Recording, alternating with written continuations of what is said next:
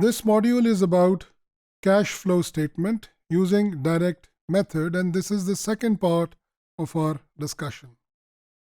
In the first part, we talked about that how do we calculate cash inflows and outflows under the head of operating activities in direct method, which is a little different from the indirect method. We talked about the cash collected from customers, cash paid to the suppliers or vendors, cash paid against prepayments, and the cash received as dividend or interest income, and the cash paid as interest and income tax.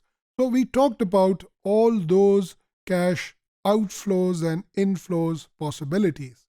And then we discussed a couple of them in detail, that how do we calculate the amount of cash inflow from the customers.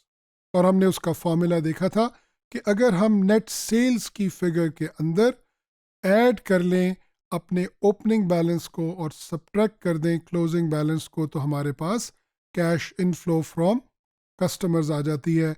और इसी तरह हमने cash paid to vendors और suppliers को भी देखा कि inventory का डिफरेंस और पेबल्स का डिफरेंस हम ऐड कर देते हैं परचेजेस के अंदर.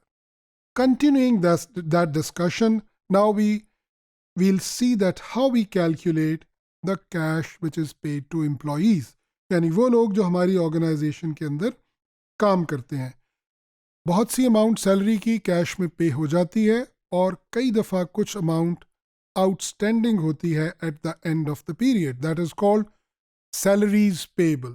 So in the amount of salaries expense which is recorded in the profit and loss account, we add the opening balance of salaries payable and we deduct the closing balance of salaries payable, and this gives us the amount of cash flow from the company to the employees.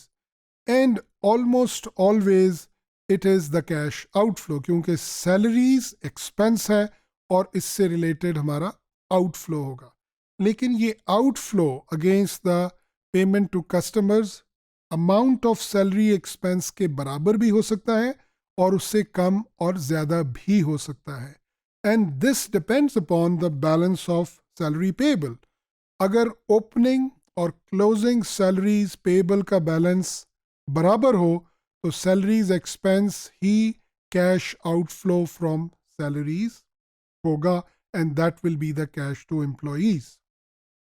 Cash which is paid for prepayments. Prepayment से मुराद है prepaid expenses. वो expenses जो हम advance में पे कर देते हैं, और बिल्कुल उसी तरीके से यहाँ पर भी हम वो expenses की अमाउंट लेते हैं जो उस अकाउंटिंग पीरियड के अंदर प्रॉफिट एंड लॉस में मौजूद होती है. That is the expired amount of expenses which is taken in the profit loss account. And we adjust this amount to calculate the cash outflow by considering the ending balance, or closing balance, and the opening or beginning balance.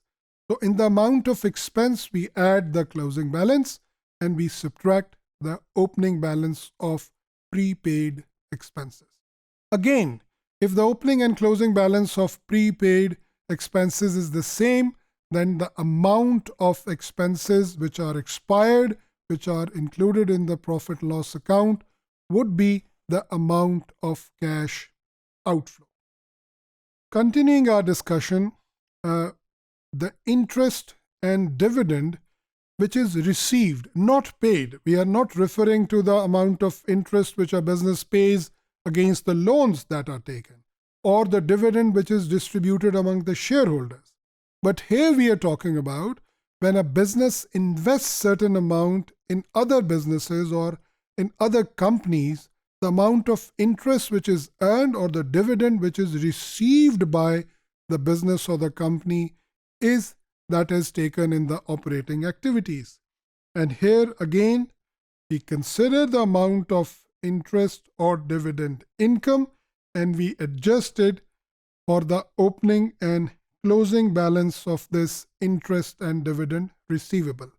यानी interest और dividend की जो amount हमने earn कर ली है उसके अंदर हम ओपनिंग बैलेंस को ऐड करते हैं और क्लोजिंग बैलेंस को डिडक्ट करते हैं in order to get the amount of cash inflow from interest and dividend. और जैसा हमने देखा कि ये अमाउंट भी हमेशा इनफ्लो की शक्ल में ही होगी. Then the cash paid for interest. So first we pick up the amount of interest expense और ये amount profit and loss account के अंदर से हमें मिलेगी. उस अमाउंट के अंदर हम opening balance of interest payable को ऐड करते हैं और क्लोजिंग बैलेंस को सब्ट्रैक्ट करते हैं, जैसा कि हमने पिछली कैलकुलेशंस के अंदर देखा. And then we get the net amount of cash which is paid as interest expense. So you can see that interest income and interest expense both are taken in operating activities. But dividend income is an account which is taken in operating activities, लेकिन dividend paid की जो amount है वो financing activities में record की जाती है. And finally it is the income tax. Income tax is also calculated on the amount of net profit that we have earned, and according to the tax laws it is calculated. So whatever is the amount of income tax expense for the year, we add in it the opening balance and we deduct the closing balance of income tax payable, resulting into the amount of cash outflow from income tax. Again, we need to remember that in almost all the cases, this calculation will be of the cash outflow.